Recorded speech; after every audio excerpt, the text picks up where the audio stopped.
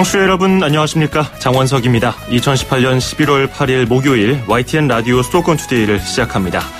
국내외 곳곳에서 예스앱과 인터넷으로 듣고 계신 분들도 반갑습니다. 어제 초미세먼지 주의보가 발령되는 등 대기질이 좋지 않았습니다. 답답한 공기에 고생 많으셨죠?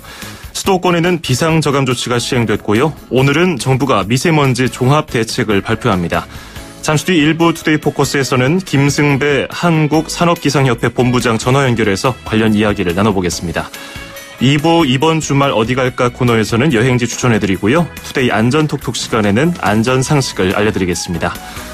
지금 수도권 지역은 미세먼지 농도가 좋음 수준이고요. 비가 내리면서 오전이면 전국 대부분 지역의 미세먼지 농도는 평균 보통 수준을 보이겠습니다.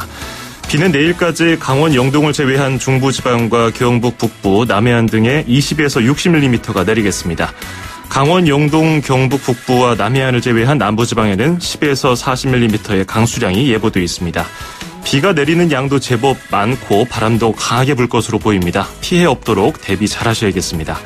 서울 현재 기온 10.6도, 지금까지 내린 비의 양은 4mm입니다. 오늘 낮 최고 기온 서울 강릉 16도, 대전 15도, 광주 대구 18도, 부산은 20도를 기록하겠습니다.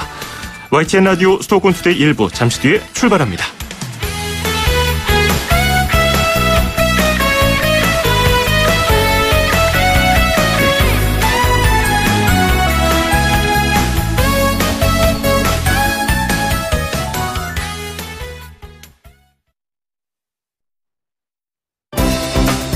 수도권과 관련된 소식은 모두 여기 YTN 라디오 수도권 투데이.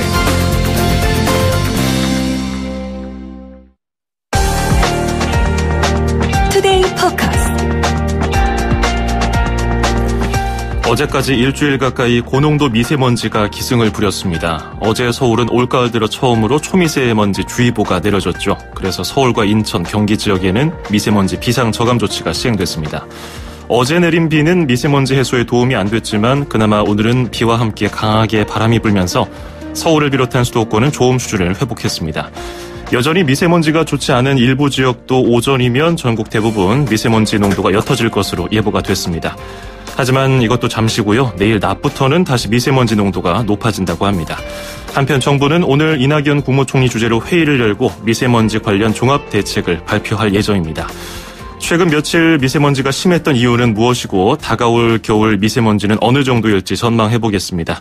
오늘 인터뷰와 관련해서 궁금한 점이나 의견 있으시면요. 짧은 문자 50원, 긴 건 100원의 정보 이용료가 드는 샵 0945, 우물정 0945로 문자 보내주시기 바라겠습니다. 애플리케이션 예스도 열려 있습니다.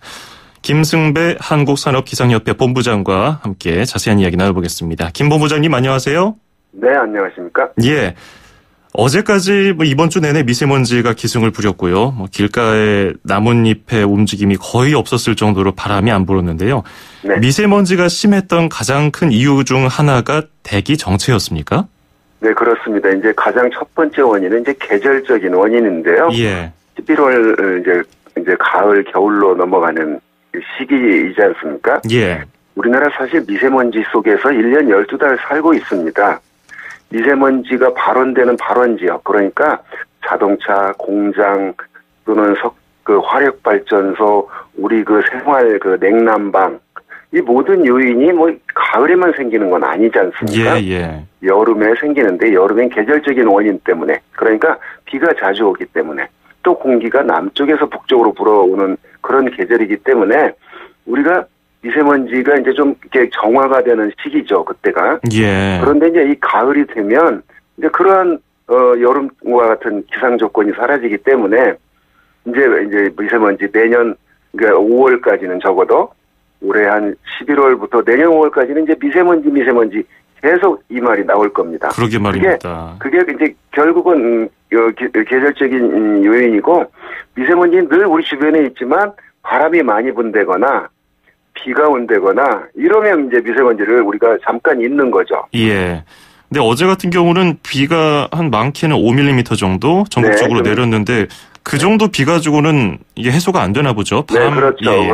네, 그러니까 최근 이동성 고기압 영향을 받으면서 공기가 매우 안정됐거든요. 예. 우리가 이제 가을에 들어서면 공기가 온화한 성질을 덮게 되는데 그 공기가 정체하고 얌전하다, 공기가 가만히 있다, 이 얘기는 그 안으로 이제 계속 그 미세먼지가 빠져나가지 않고 누적이 된다, 이제 이렇게 볼 수 있거든요. 예. 그래서 그런 누적된 어떤 그 최대점이 뭐 그저께, 어저께 이렇게 나타난 거죠. 예. 미세먼지가 있는 상태에서 안개하고 뭐 비 때문에 습도가 높아지면은 혹시 습도가 낮을 때 하고 우리 몸에 들어가는 뭐 영향이라든지 미세먼지가 더 오래 공기 중에 머문다든지 이런 차이가 있습니까? 네, 그렇죠. 그러니까 이제 공기 아주 건조한 것보다 이렇게 안개가 꼈다거나 이슬비가 내린다거나 할 때, 그러니까 비에 의해서 공기 중에 떠 있는 미세먼지가 완전히 씻겨 내려갈 정도로 비가 굵으면 괜찮은데, 그 새벽에 안개에 끼지 않습니까?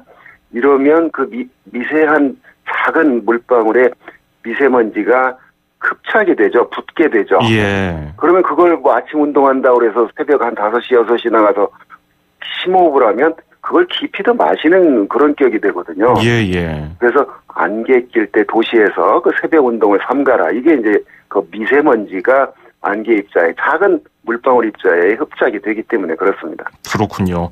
오늘은 아침부터 비가 내렸고요. 지금 미세먼지 검색해보면은 서울 수도권 지역은 좋음 수준이고요. 네네. 오늘 비와 바람이 전국적으로 미세먼지 해소에 한 어느 정도 영향을 줄까요? 그렇죠. 거의 그 지금 미세먼지 농도를 보면 그 10 마이크로그램 이하로 뚝 떨어졌거든요. 예.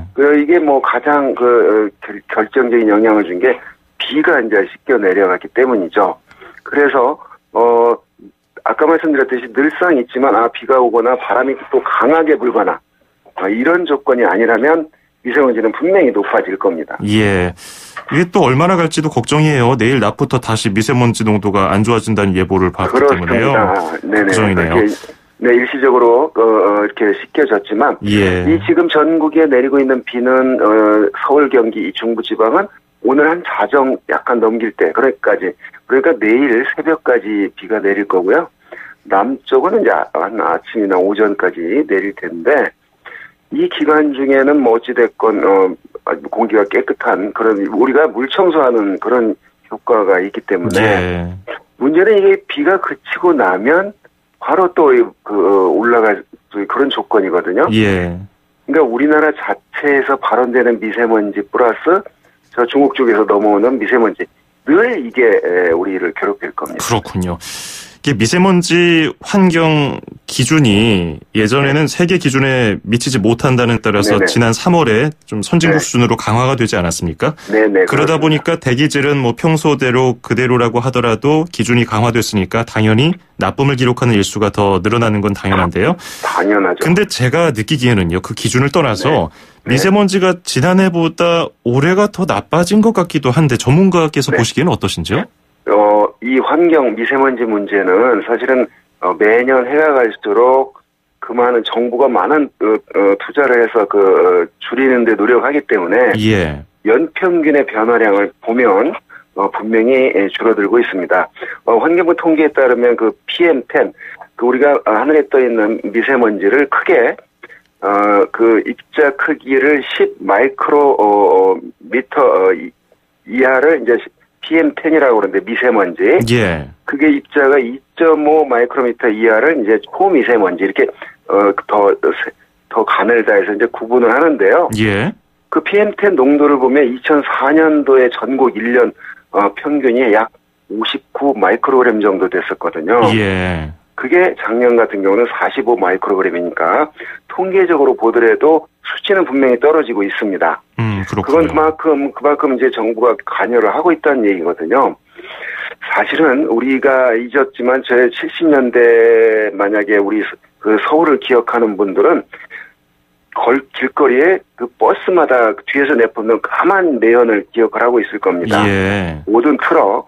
사실은 그때 밖에 외출을 하고 나갔다 오면 코가 새까멀 정도였거든요. 그런데 그때는 이제 미세먼지라는 용어를 그렇게 말을 부르지 않았거든요. 그냥 그러려니 하고 살았던 시절인데요.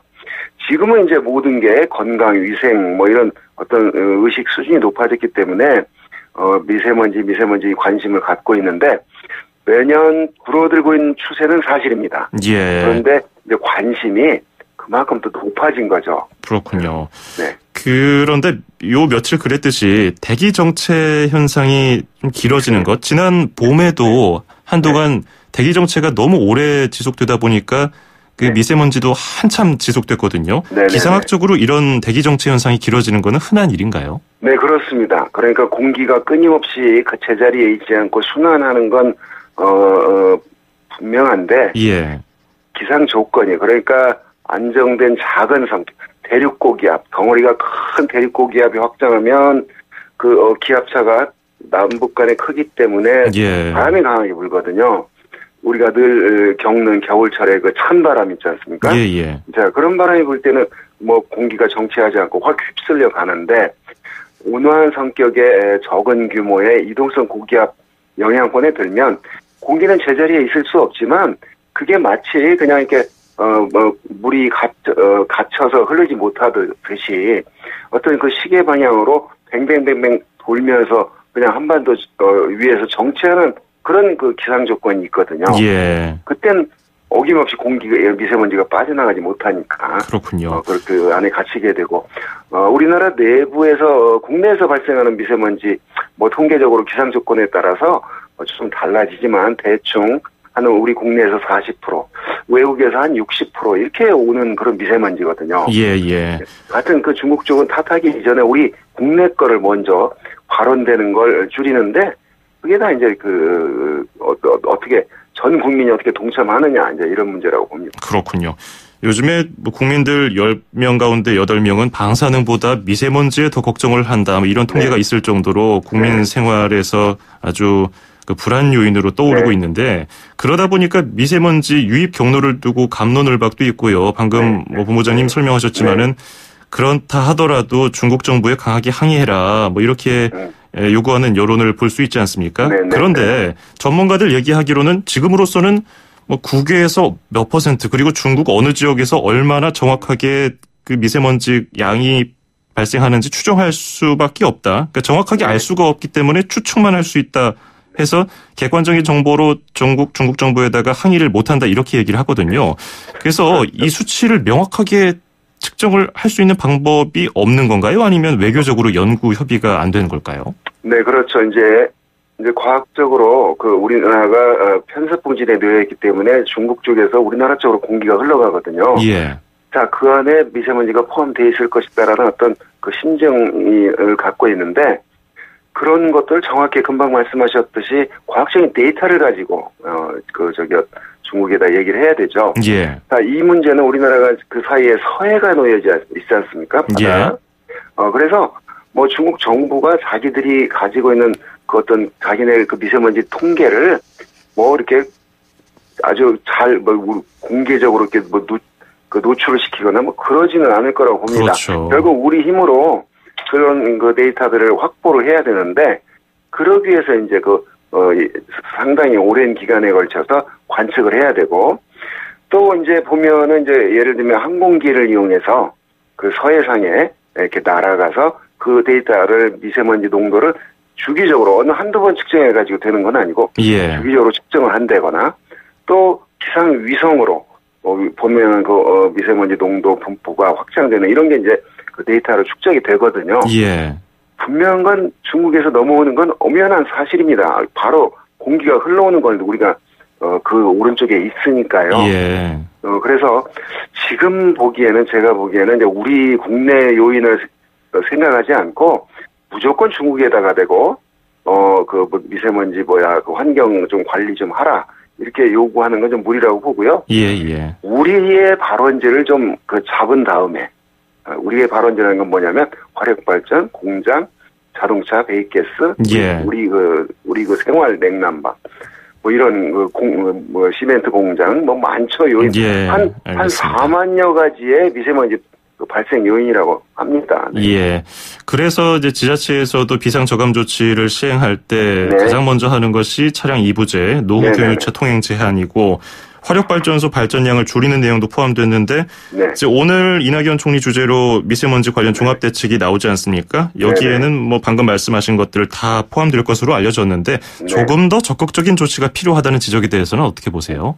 네, 그렇습니다. 그런데 이제 인간이 할 수 있는 게 뭘까 이렇게 생각해 보면 그래서 화력발전소, 이렇게 미세먼지가 농도가 높을 때는 화력발전소의 어떤 출력의 양을 100%에서, 그러니까 화력발전소 풀 가동을 안 하고 뭐 80%로 줄인다거나 이런 그 노력들을 하지 않습니까? 예. 또 자동차 뭐 EV제를 한다거나, 왜냐하면 자동차에서 나오는 배기가스가 그 미세먼지의 농도 증가에 기여를 하기 때문에 그렇죠. 예. 뭐 강제 조치는 아니지만 권유 조치지만 EV제 운영하는 이런 어떤 그 시민들의 동참, 그걸 효과가 있냐 없냐. 자동차를 한 대라도 가동을 안 하면 먼지 안 나오는 건 이론상 분명하거든요. 예. 그렇기 때문에 이게 효과가 있냐 없냐 뭐 이런 논쟁보다는 인간이 할 수 있는 게 이거밖에 없다. 자동차 안 움직이는 거, 화력발전 조금 줄이는 거, 뭐 그다음에 공장을 문 닫게 할 수는 없지 않습니까? 예. 그래서 이제 여러 가지 노력인데, 문제는 이제 그런 그 미세먼지를 그 줄이는 어떤 그 장치를 그 공장에 설치한다거나 다 이런 조치가 필요하죠. 그렇군요. 그러려면 이제 결국 돈이 들어가는 문제거든요. 예. 그래서 그런 걸 이제 그 어떤 영세한 공장은 그 스스로 못하니까 정부가 그 지원금을 준다거나, 자동차 경유 자동차를 바꿀 때 지원주금을 준다거나 뭐 이런 그 정부의 그 지원 노력이 이제 필요한 거죠. 그런 투자가 필요하다 지적을 네네. 해주셨고요. 네, 지금까지는 뭐 현실적인 얘기, 뭐 제도 개선 문제 등의 얘기를 나눠봤는데요. 그래도 이 기상 분야에 있어서 권위 있는 전문가시니까 제가 좀 공상과학 같은 질문을 드려볼게요. 중국이나 다른 나라에서는 실제로 거대한 도시용 공기청정기를 만들어서 사용하기도 하고요. 뭐 인공비를 내리기도 하고 이런 시도를 하는데, 이렇게 자연적으로 비가 오고 바람이 불기를 기다리는 게 아니라 인공적으로 이런 일을 해서 미세먼지를 밀어낸다는 거에 대해서는 어떻게 생각하세요? 그러게요. 저 거대한 공기청정기, 그러니까 예를 들면 그 우리나라 뭐 공장지대 주변에 큰 어떤 그 공기청정기, 그런 실내에는 공기청정기와 아마 마찬가지 개념일 텐데요. 예. 먼지가 가득한 공기를 빨아내서 걸러내서 그 깨끗한 공기를 내보내는, 그걸 거대하게 만드는 거. 자, 이런 어떤 과학적인 어떤 그 기술이 나중에 발전해서 그게 상용화된다고 한다면 아주 적극적인 인위적으로 공기를 깨끗하게 하는 수단이죠. 예. 제일 우리가 쉽게 생각할 수 있는 건 발원지를 막는 겁니다. 근데 자, 발전소 그 중단에, 공장 중단에 자동차 안 타고 다녀, 이럴 수는 없거든요. 예. 그렇죠. 자, 그래서 이제 그런 쪽에 이제 어떤 그런 공상과학 소설 같은 그런 어떤 발상도 하게 되고, 결국은 인류가 그런 것들을 또 구현해내고 이렇거든요. 과거에서 보면. 그 다음에 인공강우를 만들어서 미세먼지 줄이는 건 비가 공기를 씻어내는 효과가 있기 때문에 당연히 또 생각해 볼 수 있는 문제죠. 문제는 인공강우라고 하는 게 어저께 비가 좀 2mm 왔는데 미세먼지 그렇게 줄지 않았잖아요. 예. 인공강우를 해서 비가 오늘 내리는 비처럼 주룩주룩 내리는 이런 비를 만들 수는 없거든요. 그렇군요. 다만 비를 만들어내서 그 좀 떨어지면 줄지 않을까. 뭐 조금 몇 방울이라도 비가 떨어지면 분명히 주는 건 사실일 텐데, 그게 과연 그렇게 많은 비를 만들어내는 게 인공강우 어떤 효과는 안 되거든요. 예, 알겠습니다. 자, 오늘 뭐 이것저것 또 물어보고 싶은 게 많았는데요. 다음번에 한번 스튜디오 모셔가지고 미세먼지와 관련해서 자세한 얘기도 나눠봤으면 좋겠네요. 오늘 말씀 고맙습니다. 네, 고맙습니다. 네, 지금까지 김승배 한국산업기상협회 본부장이었습니다.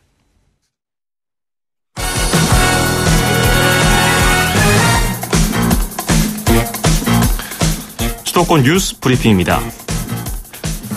서울시는 도로 분진 흡입 청소 차량으로 지난 1년 동안 초미세먼지 발생원 16.5톤, 미세먼지 발생원 58톤을 제거했다고 밝혔습니다.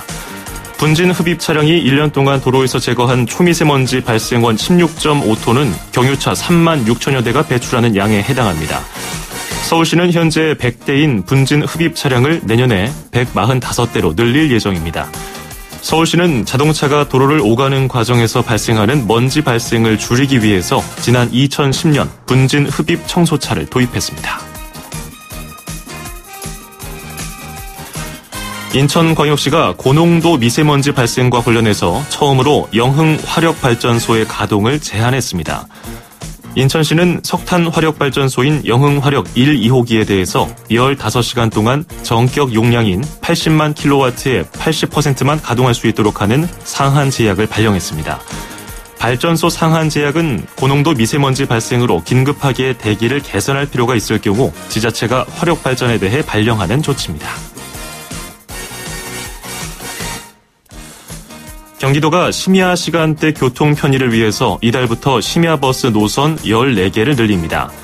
늘어나는 심야버스는 의정부에서 노원역과 안양에서 사당역, 용인에서 강남역, 안산에서 여의도 구간 등입니다. 심야버스는 대중교통을 이용하는 시민 편의를 위해서 출발지 기준으로 밤 11시 이후 운행하는 버스로 경기도에는 현재 58개 노선이 운행 중입니다.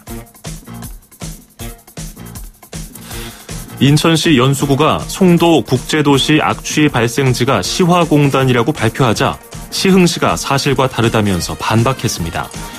시흥시는 지난 8월부터의 기상 상태를 확인한 결과 시화공단에서 남남서풍이 불어서 냄새가 송도 국제도시까지 미칠 정도는 아니라고 주장했습니다. 또 시화공단 부근에서 측정한 악취 농도도 낮아서 바다 건너 10km 떨어진 송도 국제신도시까지 영향을 줄 가능성은 없다고 밝혔습니다. 서울시가 4개 분야에 걸쳐서 70개 과제를 추진하는 안전 분야 중장기 마스터 플랜인 안전도시 서울 플랜을 발표했습니다. 서울 플랜은 오는 2022년까지 5개년 기본 계획으로 진행되며 11조 원 규모의 예산을 투입해서 안전한 도시를 구축하는 것을 목표로 합니다. 서울시는 안전도시 서울 플랜이 기존 계획에 담아내지 못한 인문 사회학적 관점과 노동의 관점, 재난 회복력 관점을 도입한 최초의 계획이라고 밝혔습니다. 또 전문가와 현장 근로자, 시민 주도로 수립한 아래로부터의 안전대책이라고 강조했습니다. 경기도 구리시가 10조 원 규모의 대형 프로젝트인 월드 디자인시티 조성 사업을 다시 추진합니다. 구리시는 이를 위해서 미국에서 열리는 디자인 무역 박람회와 호텔 레스토랑 박람회 등을 둘러보고 구리 월드 디자인시티 사업을 지원했던 국제자문위원회도 찾아서 투자 협약 재체결 등을 논의할 예정입니다. 구리 월드 디자인시티 사업은 구리 지역 한강변 172만 제곱미터에 10조 원을 투입해서 실내 장식과 가구, 조명 등을 생산 유통하는 대규모 디자인 무역센터와 관련 기업 등을 유치하는 사업입니다.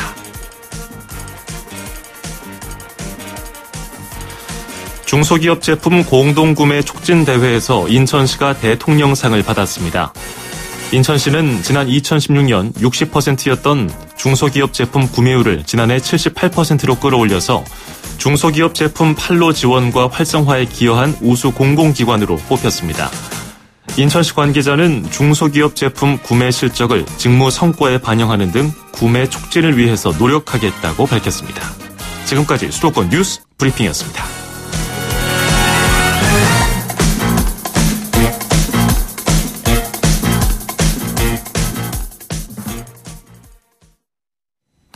네, YTN 라디오 수도권 투데이 1부 여기서 마치고요. 잠시 뒤 2부에서 뵙겠습니다. 2,500만 수도권 청취자를 위한 모든 소식이 한자리에 YTN 뉴스 FM 수도권 투데이 FM 94.5MHz YTN 라디오 수도권 투데이 듣고 계시고요. 저는 아나운서 장원석입니다. 2부에서는 이번 주말 어디 갈까 코너에서 여행지 추천, 그리고 투데이 안전톡톡 코너에서는 안전 상식을 전해드리겠습니다. 3분 뒤에 뵙겠습니다. 음악과 수도권 뉴스가 한방에 수도권 전문 방송 수도권 투데이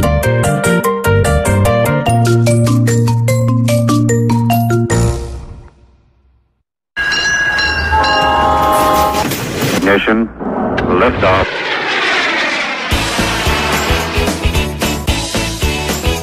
네, 매주 목요일마다 만나보는 코너 이번 주말 어디 갈까 시간입니다.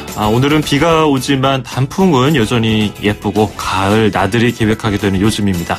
오늘도 김유정 뉴스픽 여행 전문 기자와 함께 여행을 떠나보겠습니다. 어서 오세요. 네, 안녕하세요. 뉴스픽 김유정 여행 전문 기자입니다. 네, 지난주에는 멀리 출장 가느라고 갔다 오셨어요. 세이실 다녀왔습니다. 세이실 어디 있는지 잠깐 설명해 주세요. 아프리카 쪽에 있는데요. 인도양을 끼고 있어가지고 바다가 아주 아름다운 곳으로 허니문 여행지로 유명합니다. 아, 그렇군요. 네. 허니문 여행지에 일하러 다녀오셨어요. 네. 고생 많으셨습니다.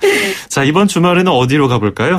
이번 주말은 여기가 관광지인가? 라고 생각이 드는 곳을 소개하려고 해요. 이창동 감독님 영화 이름이랑 동일해가지고 유명해졌는데요. 바로 밀양입니다. 밀양. 네, 밀양이 전통적으로 유명한 관광지인 느낌은 아니지만 볼거리, 먹을거리가 엄청 많거든요. 그렇군요. 오늘은 밀양으로 한번 가보시죠. 밀양 경상남도에 위치한 시인데요. 네. 여행지로 간다기에는 약간 낯설다고 생각하시는 분들도 계실 것 같아요. 네. 밀양에 가서는 무엇 하면 좋을까요? 밀양의 여행지가 좀 낯설어도 얼음골 사과는 좀 친숙하실 거예요. 밀양 얼음골 사과가 또 으뜸으로 치거든요. 그럼 얼음골은 뭐지? 라는 생각이 들 텐데요.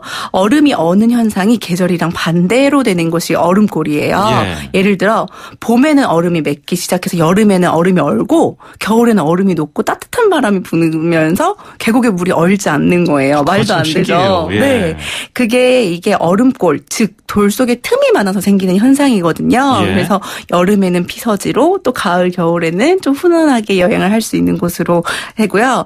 그런 기온차를 견디고 자란 사과이기 때문에 과즙도 풍부하고 달고 과육도 아주 단단하고 아주 맛있어요. 그래서 또 하필 지금이 아주 제철이거든요.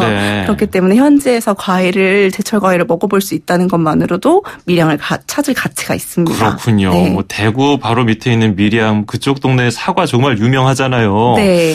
지금 굳이 사과를 찾아볼까 하다가 밀양 얼음골 사과를 찾아봤는데 색깔 참 곱고 예쁘네요. 네. 먹어보고 싶은데 근데 밀양 얼음골 사과가 유명하다고 하더라도 밀양에 가서 사과만 먹고 돌아올 수는 없잖아요. 맞아요. 밀양에는 알프스까지 경험할 수 있거든요. 알프스요? 네. 영남 알프스인데요. 1000m 이상의 산이 9개, 울산, 밀양, 양산 등의 접경지에 가지산을 중심으로 많이 수려한 산세가 있어가지고요. 그 유럽의 알프스와 견줄만하다 해서 영남 알프스라고 이름이 지어졌어요. 근데 그곳에 또 억새 평원이 아주 넓게 펼쳐져 있어가지고 전국의 등산객들의 발길이 끊이지 않는 곳이거든요. 근데 또 1000m의 높은 산들만 있다고 하니까 벌써 힘들다라는 마음이 드시는 분들도 계실 것 같은데요. 1000m 산 올라가는 거 장 아나운서는 어떠세요? 글쎄요. 1000m면은 그래도 꽤 단풍 구경하러 가기에는 높은 수준 아닌가요? 네, 너무 높은 수준이죠. 그게 힘들게 올라가지 않을 수 있는 방법이 있습니다. 그런 방법이 또 있어요? 네, 영남 알프스를 손쉽게 올라갈 수 있는 방법이 바로 케이블카인데요. 케이블카가 있군요. 네, 우리나라에서 최장 길이에요. 1.8km고 상부 역사까지 1000m 고지까지 편안하게 닿을 수 있거든요. 그래서 저도 다 올라가서 산세를 사진을 찍어서 SNS에 올렸는데 이게 알프스인지 밀양인지 모르겠다 이렇게 올렸더니 많은 분들이 정말 공감을 해주시더라고요. 거짓말 아니에요? 진짜로입니다. 정말요? 네, 장 아나운서가 이제 얼음골 혹시 보고 싶은가요? 얼음골 한번 가보고 싶어요. 겨울에 따뜻하고 여름에 시원하다고 하니까 정말 신기할 것 같은데요. 왜냐하면 얼음골이 또 얼음골 하면 되게 산속 깊숙이 있을 것 같잖아요. 그래서 가기 힘들지는 않을까 걱정하실 수 있을 것 같은데 여기가 또 하필 케이블카 하부역에서 도보로 10분 거리밖에 되지 않습니다. 네, 그래서 그런 자연의 신비를 또 볼 수 있는 곳이 아주 가까우니까 여기까지 꼭 들러보시면 좋을 것 같아요. 그렇군요. 네. 아니 매번 김유정 기자가 소개해 주는 거 보면은 차로 올라가서 한 5분 걸어서 정상 갈 수 있는 곳. 이번에도 영남 알프스라고 해서 걱정했더니 케이블카로 갈 수 있고 이런 곳이 많은데 실제로 걸어서 올라가시는 분들도 계실 거 아니에요? 네, 맞아요. 걸어서 올라가시는 분들도 많으시고요. 여기가 사실 케이블카까지 고지로 올라가도 산행을 할 수 있는 곳이 다시 있어요. 그 정상까지 올라갈 수 있거나 다른 산으로 이어질 수 있는 길들이 많기 때문에 사실 저 빼고 모든 분들이 산행을 준비하신 분들이더라고요. 제가 예. 취재를 갔을 때. 그래서 여기도 그냥 산책만 하는 것이 아니라 산행을 즐길 수 있구나라는 생각이 들었고요. 예. 여기가 산을 좋아하시는 분들은 너무너무 좋아하시는 곳이고 저같이 저질 체력도 산을 즐길 수 있는 케이블카가 있기 때문에 예. 모두를 만족시킬 수 있는 곳이라고 생각이 듭니다. 야, 케이블카 없었으면은 여행 전문 기자 하겠습니까? 못할 것 같아요. 앞서서 소개해 주신 그 억새 들판 제 사진 찾아보고 있는데 정말 넓게 산세를 뒤로 하고 펼쳐져 있는 모습이 네. 사진 찍기도 정말 좋을 것 같고요. 가을의 맞아요. 정취를 느끼기 참 좋을 것 같네요. 이게 사실은 신불산이랑 영축산 사이 평원에 예. 우리나라는 아직도 평을 조금 익숙하게 생각하시니까 60여만 평이고요. 이제 평방미터로 생각하시면 지금 제가 많이 잘라서 생각해야 되는데 그 198만 3,471평방미터예요. 엄청 큰 평원이거든요. 예, 엄청나게 넓군요. 네, 이 평원에 순백의 억새가 아주 가득 차 있다고 생각하시면 되거든요. 예. 그래서 그 인증샷으로는 또 제가 또 인증샷도 전문 기자 아닙니까? 그래서 SNS 한번 가봐야겠네요. 네, SNS 한번 찾아주세요. 예. 네. 그 인증샷을 찍어도 진짜 여기가 외국인지 천국인지 모를 정도로 아주 아름답게 나오는 곳입니다. 예. 서울에서 밀양 가려면은 차로 얼마나 걸렸나요? 차로 좀 멀긴 멀어요. 사실은 밀양이 그렇죠. 거의 부산. 네, KTX도 연결이 되어 있지 않기 때문에 조금 멀긴 하지만 한 4시간 정도를 잡고 가셔야 되기는 해요. 그렇지만 중간중간에 요즘에 또 이영자 씨가 소개해 주시는 휴게소 맛집들이 있잖아요. 아, 그런가요? 네. 예. 그래서 그 맛집들을 다니시면서 또 이제 편안하게 여행하시면 좀 좋을 것 같아요. 밀양 가는 길이 이제 경부고속도로 타다가 중간고속도로 부산 방면 쪽으로 바꿔서 타면은 밀양시로 들어가는데 거기 휴게소 중에서 좀 생각나는 맛집 있어요? 휴게소? 휴게소 맛집 너무 많은데 저는 많이 들러요. 천안도 들르고 저는 대구도 들르고. 휴게소를 왜 지정해서 들른다는 게 쉽지 않잖아요. 그래서 여행 기자의 팁을 조금 알려드리면 실패하지 않는 법, 음식을 먹을 때 실패하지 않는 법을 선택해드리면 어느 휴게소를 가셔도 우동은 실패하지 않으세요. 이거 너무 당연한 얘기 아닙니까? 당연한 얘기지만 왜냐하면 사람들이 근데 우동을 선택하지 않으세는 생각보다 많이. 근데 나는 정말 실패하고 싶지 않다. 나는 어느 휴게소를 가서도 실패하고 싶지 않다라는 생각이 드시면 우동을 택하시면 됩니다. 우동 먹으면서 밀양까지 가는 길 나쁘지 않을 것 같은데 그럼 밀양에서는 뭘 좀 먹어보면 좋을까요? 밀양에서는 사실 돼지국밥 전문점이 있어요. 근데 그 밀양의 돼지국밥이 좀 특이해요. 속뼈를 고아낸 육수를 넣어서 먹기 때문이거든요. 왜냐하면 부산 돼지국밥도 유명하잖아요. 부산 돼지국밥은 돼지뼈를 우린다는 게 다른 점이거든요. 그게 다르군요. 네, 그래서 투명한 국물이니까 한번 맛보시는 것도 좋을 것 같아요. 네, 오늘 말씀 잘 들었습니다. 밀양 다녀왔네요. 고맙습니다. 네, 감사합니다. 지금까지 김유정 뉴스핀 여행 전문 기자였습니다.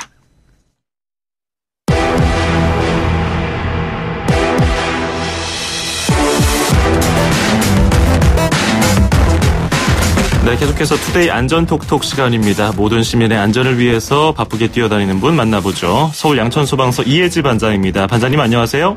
네, 안녕하세요. 예, 이제 날씨가 좀 선선해졌는데 이맘때 캠핑들 많이 가시더라고요. 반장님은 캠핑 좋아하세요?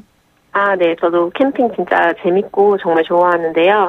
다를 것보다 어릴 때 부모님이랑 같이 캠핑을 자주 했거든요. 그게 정말 좋은 추억으로 남아서 좋아하고 있습니다. 맞습니다. 저도 어렸을 때 가족들과 캠핑 갔던 기억이 아직도 생생한데 요즘에 캠핑용품 파는 곳도 많고 인구도 증가했죠.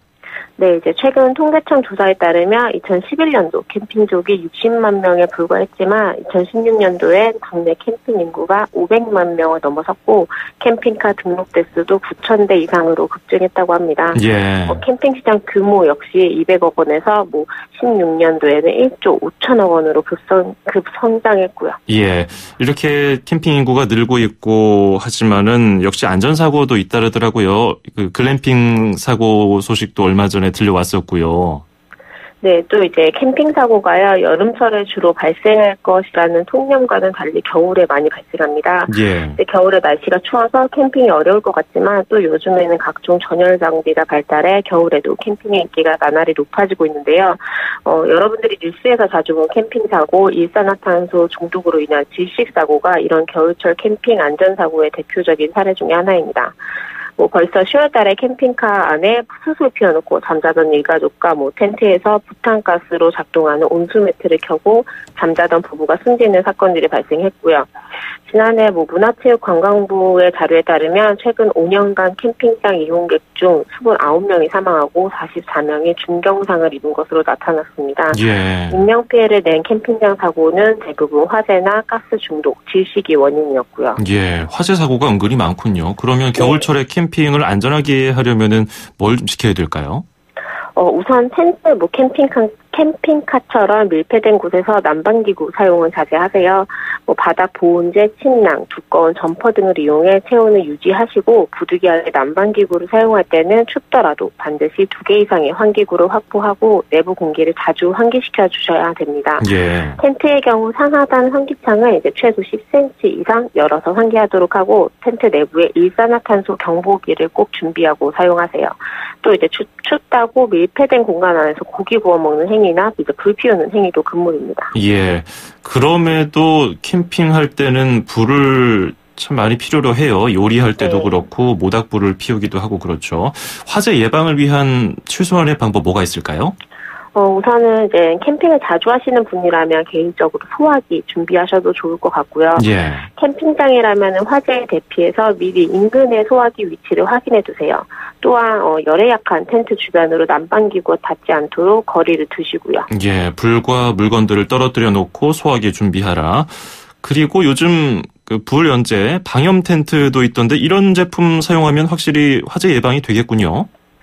네, 이게 좀 일반적인 폴리에스테르 천 재질보다 20-30% 정도 비싸지만 이제 불에 타기 힘든 소재이기 때문에 화재 예방에 더 좋은데요. 예. 실제로 한 방송에서 실험을 했는데 이제 방염 처리된 텐트 천은 4초 만에 일부만 타다 꺼졌지만 두꺼운 면으로 만든 인디언 텐트 천은 불길이 점점 세지더니 40초 만에 완전히 다 타버렸습니다. 예. 그렇다고 이제 또 불연제, 방염 텐트라고 방심하시면 안 돼요. 이제 다른 제품에 비해서 불에 타기 어려운 제품인 거지 그렇다고 아예 불이 안 붙는 것은 아니니까요. 예, 물론 방염 처리된 텐트는 비싸지만은 이런 장점이 있다는 거 알아두시고요.